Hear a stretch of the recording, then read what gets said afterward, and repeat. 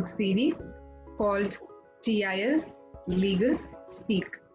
This is Harini Daliparthi, Senior Associate at the Indian Lawyer and Allied Services.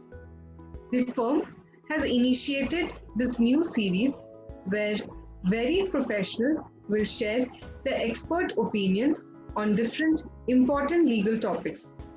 The purpose is basically to educate our viewers about the different aspects of law. So in the wake of this COVID-19 crisis, today we are here at our first episode to discuss the burning topic of force majeure and frustration of contract and their legal impacts.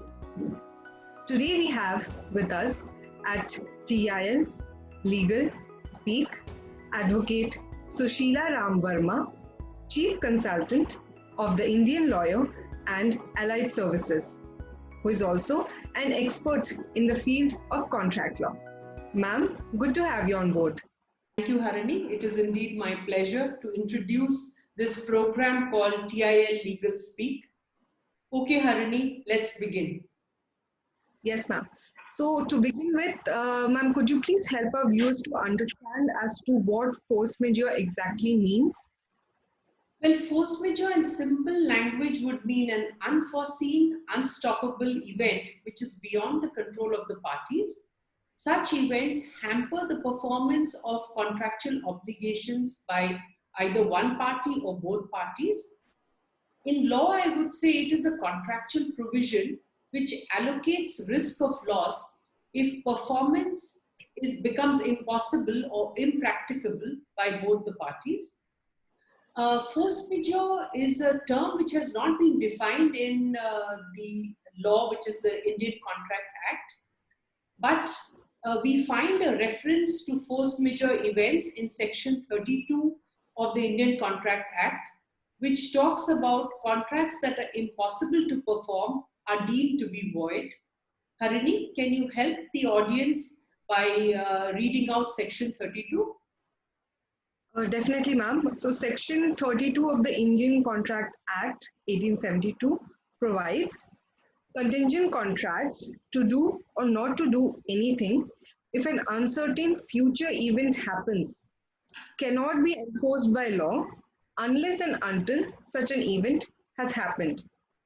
If the event becomes impossible, such contracts become void.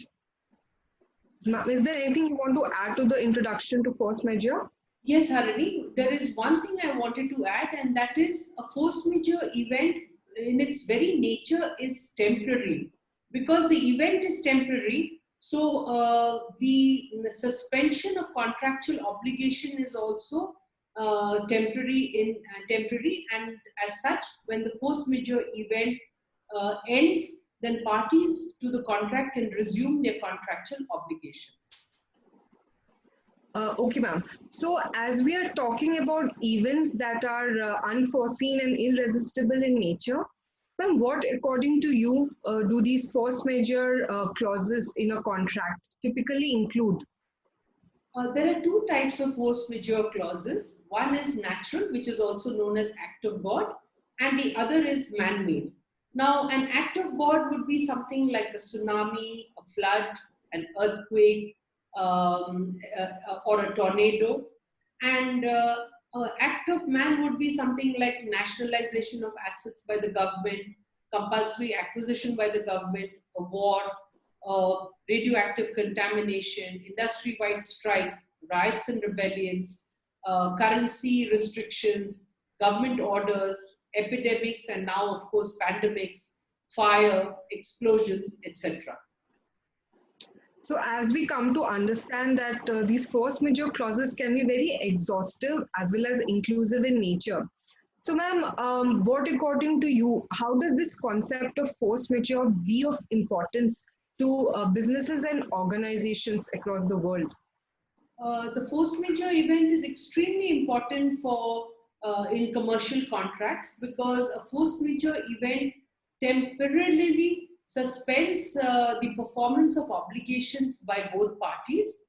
It gives a respite to both parties from performance of their contract while contractual obligations while the force majeure event is on.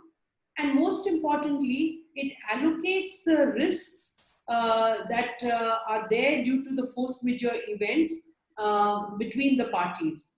Now, as far as businesses are concerned, if a party has contractual obligations and they fail to meet the contractual obligations, they are bound to compensate the other side by way of damages, etc. But in the case of a force majeure event, there is a temporary respite for contracting parties insofar as performance of their contractual obligations are concerned. Great. So, ma'am, with the basic understanding of force majeure that we have had so far, what comes next to our mind is how does a party know as to when to invoke a force majeure clause in a contract? That a force majeure event, on the occurrence of a force majeure event, a party should invoke the force majeure clause so that there is a temporary respite from performance of their obligations. So the point when one should invoke the clause is when the event happens or when it is continuing, but definitely before the event ceases. This is for two reasons. Number one, that if you do not invoke the force majeure clause later on, at the time during the pendency of the event, then the other side may turn around and say that it is an afterthought. Also, if you invoke the force majeure clause at the right time, then what happens is you are enabled to stop performing your part of the contract, and as such, you get some kind of a respite. Just for the clarification to our viewers, with respect to this point of invocation, is it that both parties can invoke the force majeure clause, or is it that either party can do it? Well, generally, the performing party is the party that invokes a force majeure clause, because that party is looking for a respite from performance of its obligations. But there is nothing to stop both parties from invoking force majeure when it comes to a force majeure event.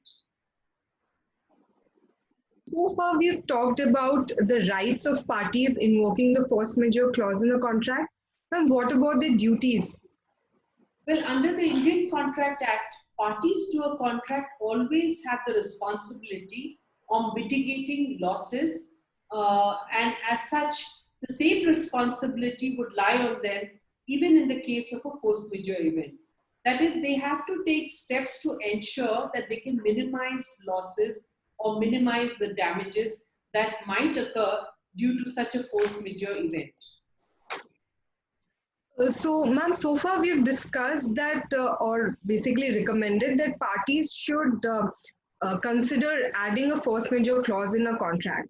Ma'am, but what happens if in a situation that there is no force majeure clause in a contract and an event of such a kind happens? What could parties possibly do in such a situation? Well, in such a case, the law provides a safety net in the form of Section 56 of the Indian Contract Act, which talks about frustration of contract and discharge of contractual obligation. So if a force majeure event occurs and there is no force majeure clause in the contract, the parties don't have to really worry too much. They can always invoke Section 56 of the Contract Act, which allows them to claim frustration of contract due to the force majeure clause, and then they can ask for discharge from their contractual obligations. Ma'am, on similar lines, considering that there is a force majeure clause in a contract, but it might not include all kinds of events. It may have left out some events like pandemic or epidemic. So what should parties possibly do in a situation where a pandemic or epidemic has happened, but it's not included in the force majeure clause? Well, actually, Harini, this is a very interesting question, because in many cases, even if there is a force majeure clause, it may not necessarily include the word pandemic. pandemic is generally an epidemic at a global level. So if you have the words epidemic, you can take recourse to that word, or if you have words like breakdown of administration or government order, you can try and fit your case under those particular events. But one must bear in mind that the Supreme Court of India has said that a force majeure clause has to be narrowly interpreted, and it has to be done in a restricted manner and in its literal sense. So assuming for a moment that you plead force majeure and the court says, no, you do not fall in those events, you still have the option of going to the other recourse, that is frustration of contract. Great. So, ma'am, could you please sum up what all legal remedies are available to a party in consequence of a force majeure event? Certainly, Harini. The first remedy would mean suspension of contractual obligations till the period of the force majeure is on. The second would be looking for alternate means to perform their contract and contractual obligations if the event is not hampering or affecting performance. The third would be terminating the contract if the contract terms are basically altered by the force majeure event, or it strikes at the very root of the contract. And lastly, renegotiate and redecide the terms of the contract and start a fresh contract. As you state that force majeure events may have an impact or an adverse effect on businesses and organizations and their contractual obligations. So, ma'am, this leads me to my next question, that is the concept of frustration of contract. And why is it important for businesses and organizations to know?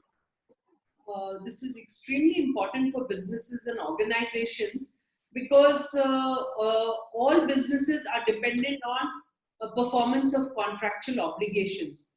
So if there is a supervening event which makes it impossible for a party to perform his or her part of the contract, then Section 56, which deals with frustration, is a safety net that allows the performing party a way to wriggle out of its contractual obligations and seek a discharge from a court of law. Now, Section 56 has a threefold application, or rather, it looks at a threefold situation when one can ask for frustration of contract. The first would be an event or an occasion which makes performance of the contract impossible. The second would be a scenario where parties have entered into the contract and then an event occurs which makes it impossible or unlawful to perform their contractual obligation. Then in such a case, they can ask for discharge. And the third one would be a case where the promisor knowingly and willfully makes a promise which he knows he cannot fulfill. And when an event occurs that makes it impossible for him to perform his part of the contract, he tries to take the plea of frustration. Then in such a case, the court will not allow him to plead frustration of contract and will not allow him to be discharged because he knowingly and willingly made the false statement. In such a case, the promisor would be liable to pay damages to the aggrieved party. Now, Harini, while we are on frustration, I would like to discuss the leading case on frustration, which the Supreme Court decided and which is the law as we talk. This is a 1954 Supreme Court judgment called Satyabrata Ghosh versus Mugni Ram. In this particular matter, the facts of the case was that the buyer and the seller had entered into an agreement to buy a plot of land. The land was occupied by the government due to some military operations. When the land was occupied by the government, the seller informed the buyer that he had the option of either buying the land in an as-is where-is condition, or he had the option of terminating the contract and taking back the advance, Either ways, he had to perform his part of the contract within 30 days. The buyer refused to follow whatever suggestions the seller had given, and the matter finally came up to the Supreme Court. Now, in this matter, the Supreme Court decided that the whole purpose or basis of a contract is frustrated by the intrusion or occurrence of an unexpected event or change of circumstances which are beyond what was contemplated by the parties at the time that they entered into the contract, then such a contract would be deemed to be frustrated. It also held that when the change of circumstances that occurs is so fundamental as to be regarded as striking at the root of the contract, then the court can pronounce the contract to be frustrated and allow the parties to be discharged. However, in this particular case, though the seller had pleaded frustration, the court was of the opinion that no frustration had occurred and that the buyer could have easily completed the sale despite the land being occupied by the government. The Supreme Court then asked the buyer and seller to complete the sale, as that supervening event did not strike the fundamentals of the contract, and parties could have continued performing their obligations. So far we have come across two major concepts, that is force majeure and frustration of contract. Ma'am, could you throw some light on how these two concepts are different from each other, or whether they are related to each other? Well, both the concepts have one commonality, and that is impossibility of performance. However, the difference between the two would be that if you invoke force majeure, you must have a provision of force majeure events in your contract or a mention of the word force majeure in your contract. In case you do not have, in case the force majeure events are not mentioned in the contract, then you can plead frustration due to impossibility of or unlawfulness of performance by the performing party.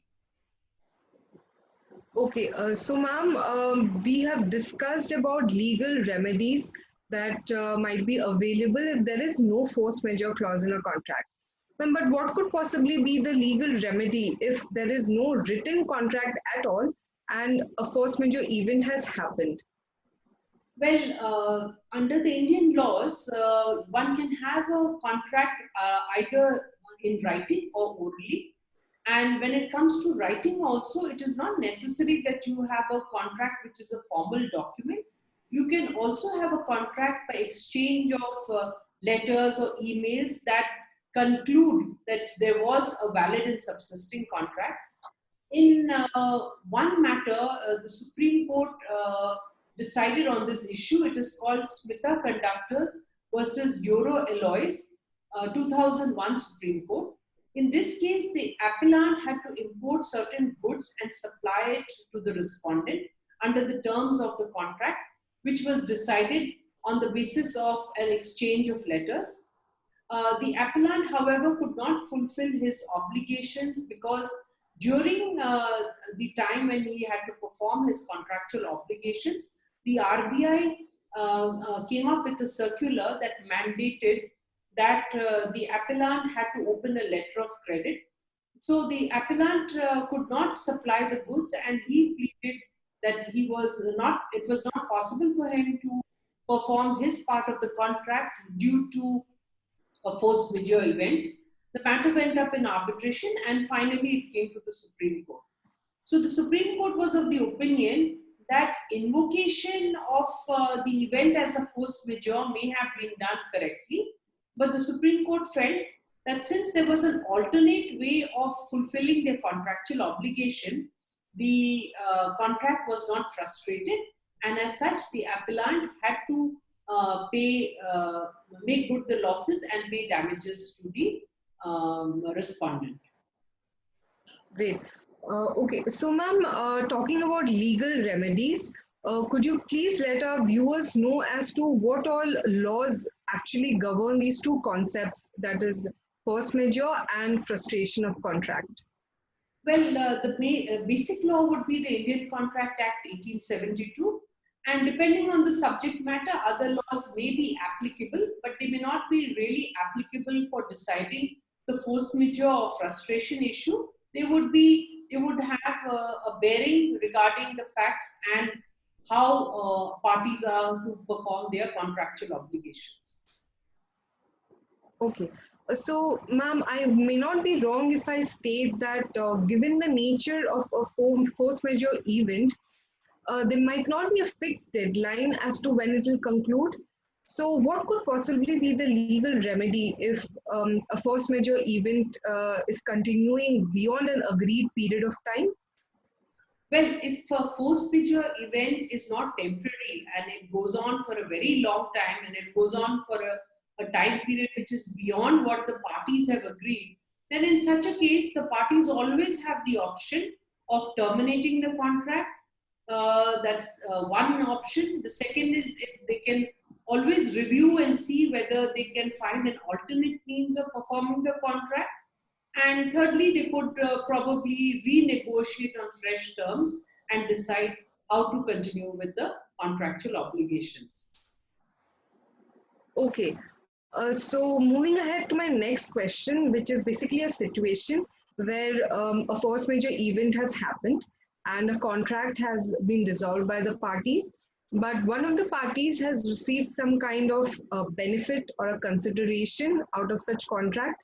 So what should possibly be the duty of such a party in such a case? Well, in such a case, the principles of restitution would be applicable, and the party who has got some benefit, such as an advance when he entered into the contract, will be duty bound to return whatever benefits he has accrued from the contract.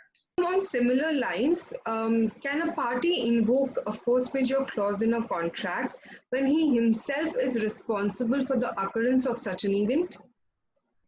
No, and see, essentially, a force majeure invocation is of an event which is unforeseen, unconditional, and beyond the control of the parties. So, if the parties do not have any control on the event, then they can invoke force majeure.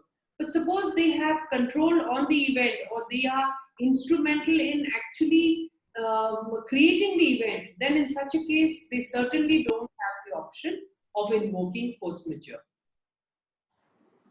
Okay, ma'am. So now coming to the most important question of our today's session, which is also probably the most debated one in today's scenario, that is a number of tenants want to know whether they are still bound to pay their rent or lease to their landlords during the occurrence of the force majeure event.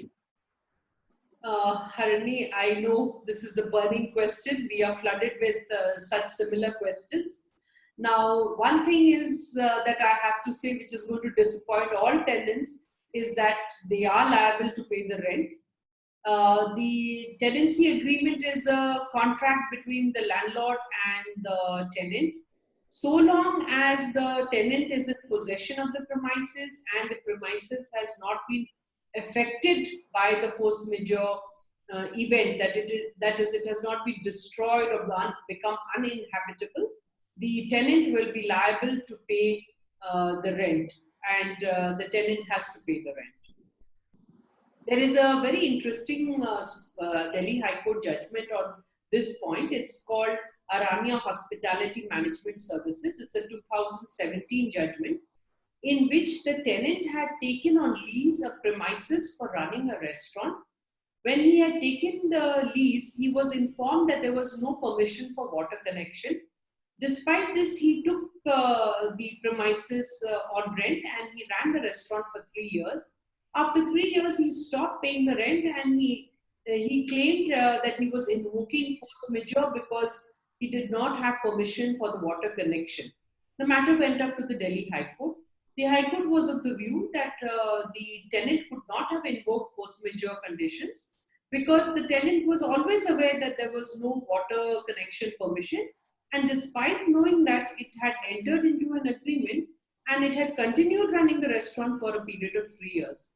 So the Delhi High Court ask the tenant to pay whatever rent was due, and then also decide that if he did not want to continue with the lease, then he had the option of vacating the premises and terminating the lease. Great. Thank you so much for referring to this important judgment, ma'am. Although, as far as I recall, there is a very important foreign judgment passed by the Hong Kong courts on a similar issue of rent payment obligation.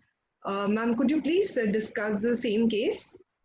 Yes, certainly, Harini. In fact, this case I think is going to be discussed worldwide for the simple reason that this particular case also looks at tenancy agreements, and in this particular case, there was an epidemic called SARS. So this is a 2004 case. It is called Li Ching Wing versus Zhuan Yi Xiong.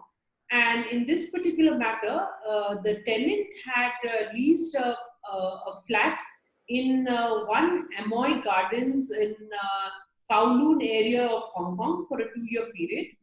One of the terms of the contract was there was a lock-in period of 2 years. However, once the tenant entered the premises, within a few days of his occupying the premises, SARS had broken out in that particular building, and more so on the block where the leased premises was located. He immediately left the premises along with his family. When he returned back to the premises, he asked the landlord to terminate the contract, and he said he had no problem if the security deposit and other advances were kept by the landlord, but he did not want to continue with the lease agreement. So the Hong Kong courts were of the opinion that the tenant could not escape the 2-year lock-in period, and that since he had agreed to the 2-year lock-in period, he was bound to continue in the tenanted premises so long as the premises was in good working condition. Ma'am, if you could just allow me to add one point to this case. Yes, so the Hong Kong court had, although did not allow the parties to frustrate or to terminate the contract, one of the main reasons for such a decision was that the period for which the SARS epidemic, that is the force majeure event, was in place was as short as 10 days. And such a short period was not enough for the parties to invoke the force majeure clause and to terminate and be discharged of their contractual obligations. Okay, so moving ahead, ma'am, on similar lines, a number of debtors also want to know in today's scenario whether they are still bound to pay their EMIs to their creditors during the occurrence of a force majeure event. I am again going to disappoint many viewers who are actually who have actually taken loans. The law mandates that once you take a loan, you have to pay the installments or the EMIs. So in this particular case also, the responsibility will continue with people who have taken loans. The only thing is that the Reserve Bank of India has given a moratorium of 3 months for loans that are to be paid from 1st March to 30th of May 2020.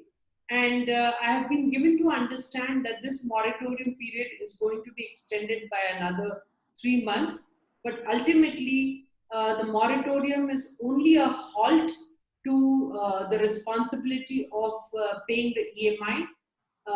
The borrower has to pay the amount that he has taken as a loan. So I would advise that if people have the money, there is no point in delaying the payment. They might as well just pay the EMIs and be done with. I believe that this is a very big eye-opener for both tenants and debtors with regard to their payment obligations. Moving ahead, speaking particularly about the COVID-19 crisis and its impact on businesses and organizations across the world. Now, what is your take on it? Well, for this, I think I would like to quote what Justice Sikri said in a webinar last week. He said, COVID-19 has affected the life, lifestyles, and livelihoods of people. this, I think, in a nutshell, explains how COVID-19 has impacted the world. And I have been given to understand that there are many contracting parties that are invoking the force majeure clause, and they are asking for suspension of their contractual obligations. Some of these very famous parties would be the Adani ports in Gujarat, and the Ashoka Buildcon Group, and then there is Hero Motorcorp. They are all going to invoke force majeure conditions to suspend their obligations under the contract. Some of them may also ultimately ask for discharge and plead frustration of contract. There is, however, one thing I needed to point out as far as the economy is concerned. There was a very interesting United Nations report on the economy post Corona, the Corona crisis.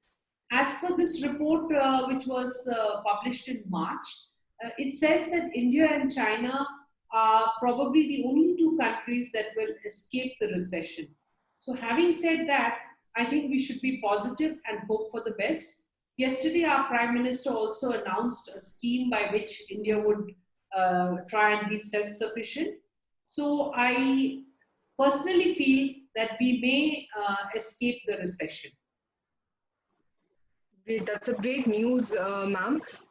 Moving ahead, a very important question that arises at this moment is whether a party who has partly performed his contractual obligations but has been unable to further perform the contract, what could possibly be the remedy for such a situation?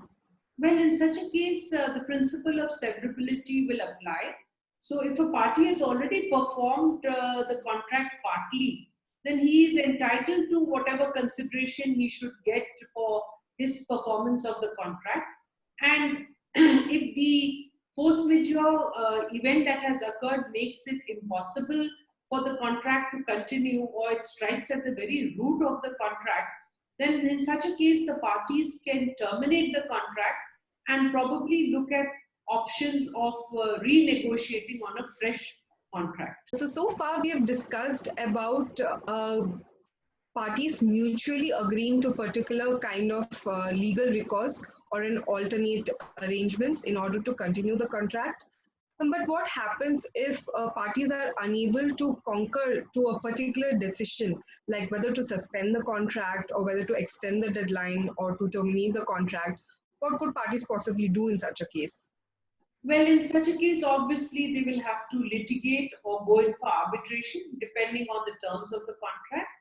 My advice is that since litigations and arbitrations in India take years before there is a final closure, they should try and settle the disputes. If they cannot do it personally, that is by sitting across the table, I would suggest that they appoint a mediator, and we at the Indian Lawyer offer our services to act as a mediator and try and bring closure to the disputes that are there between the parties. And once the parties have decided that yes, they can settle their differences with the help of a mediator, well and good. Otherwise, there is no option but to go to the court. All right. So with this, we come to the end of our today's session. Thank you so much, ma'am, for sharing your expert opinion on such important legal topics. And a big thanks to our viewers who have watched us on our today's first episode. You can also have more legal knowledge on various topics of contract law, such as force majeure and frustration of contract, by visiting and subscribing to our YouTube channel called The Indian Lawyer and Allied Services, which has a separate web series called TIL Legal Fundamentals. Any further queries, you may contact us on any of the options that are available towards the end of this video. And for more updates on legal news, stay tuned to TIL Legal Speak. Thank you.